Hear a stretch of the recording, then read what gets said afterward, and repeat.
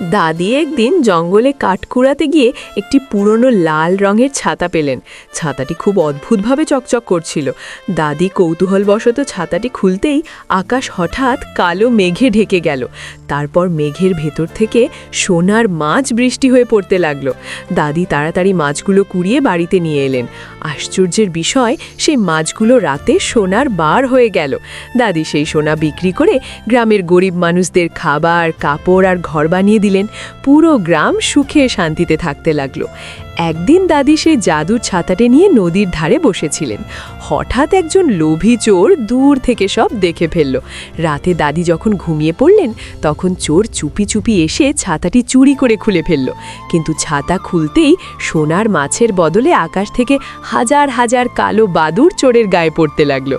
ভয়ে চোর চিৎকার করতে লাগলো। চোরের চিৎকারে দাদির ঘুম ভেঙে গেল। দাদি দৌড়ে এসে ছাতাটি জড়িয়ে ধরে কাঁদতে লাগলেন, কারণ দাদি মানুষের জন্য এত ভালো কাজ করার পরেও কেউ তার ভিডিওতে লাইক বা সাবস্ক্রাইব করলো না।